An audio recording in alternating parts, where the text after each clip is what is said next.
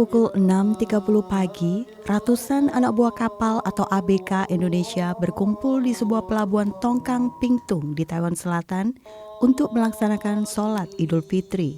Beberapa di antara mereka mengatakan bahwa jumlah ABK yang hadir kurang dari yang diharapkan karena mereka harus bekerja. Seharusnya tidak seperti itu, kata Tarsan, seorang ABK Indonesia sambil merujuk pada kontrak kerja ABK yang dibuat sesuai standar di Jet Perikanan. Kayak tadi Lebaran Idul Fitri kan, itu kan udah hak, aslinya kan udah hak, itu kan udah ada aturannya. Saya pernah dengar kan ada undang-undang yang mengizinkan untuk 1 hari libur di hari raya masing-masing keyakinan ABK satu. Lah sekarang di lapangan kan masih banyak kapal-kapal yang berangkat. Tarsan juga sering didorong secara fisik oleh mantan majikannya ketika pekerjaannya tidak sesuai yang diinginkan majikannya.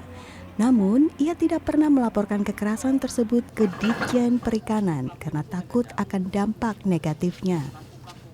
Berarti pernah lapor nggak sebenarnya? Enggak. Kenapa Bapak yang nggak lapor? Kalau udah 1 bulan lebih atau 2 bulan lebih saya baru lapor. Ini kan saya baru setengah bulan ya. Jadi mungkin ada kewajaran lah kan.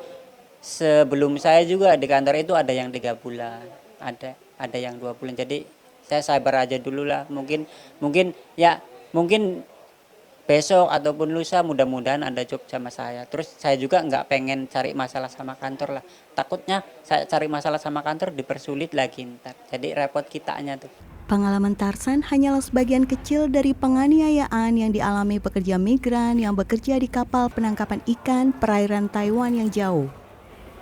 Pelanggaran tersebut membuat ikan hasil tangkapan Taiwan dimasukkan ke dalam daftar produk yang diproduksi oleh pekerja anak atau kerja paksa di Amerika Serikat pada tahun 2020 hingga 2022.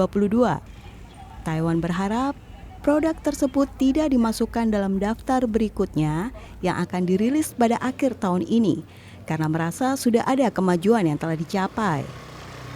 Seorang pejabat mengatakan bahwa para ABK tidak perlu khawatir jika melaporkan tentang pelanggaran. Semua laporan yang dilaporkan melalui saluran Siaga 1955 direkam dan kasus-kasus yang terkait dengan penangkapan ikan di perairan jauh diteruskan ke Ditjen Perikanan. Kami menjamin kerahasiaan dan mengutamakan kepentingan awak kapal dalam menangani kasus-kasus ini.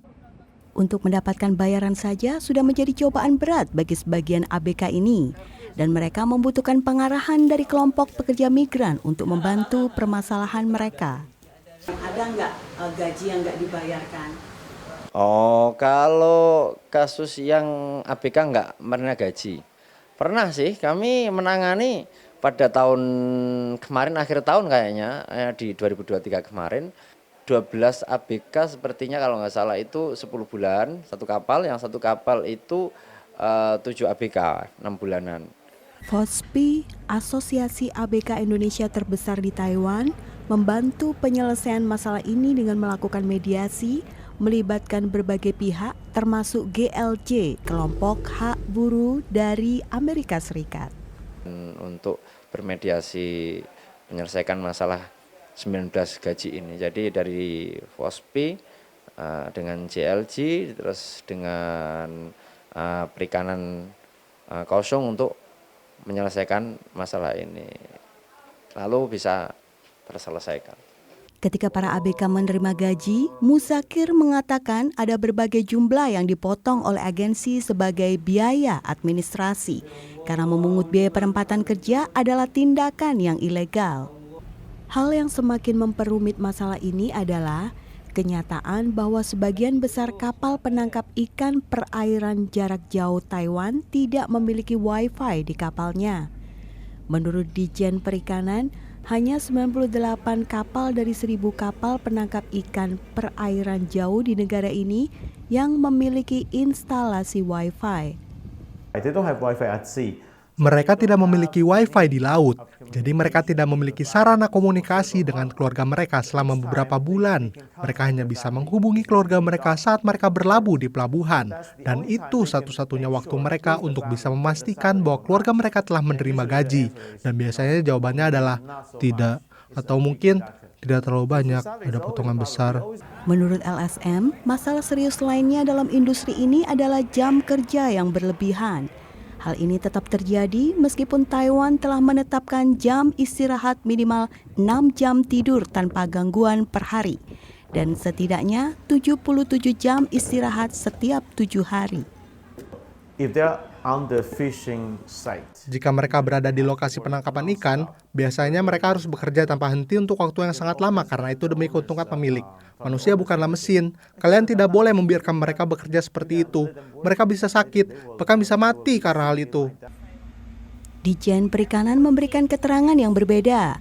Dikatakan bahwa dari sekitar 80% kapal penangkap ikan perairan jauh Taiwan yang diperiksa selama 2 tahun terakhir, sebanyak 89% sepenuhnya mematuhi peraturan jam kerja.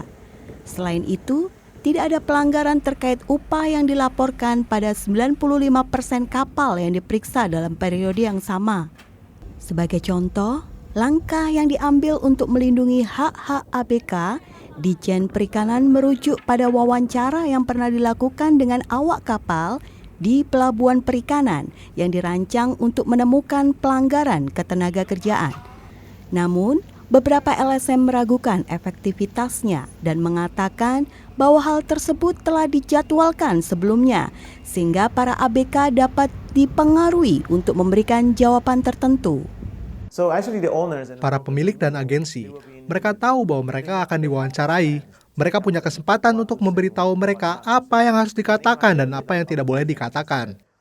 Banyak juga masukan dari teman-teman ABK yang mana ketika diinspeksi ini setelah dia mungkin menyampaikan sesuatu hal dan pada akhirnya ABK juga akan mendapatkan konsekuensinya, akan mendapatkan dampak yang negatif. Jelas sekali bahwa para migran dan pemerintah mempunyai pandangan yang berbeda mengenai perlakuan terhadap pekerja migran.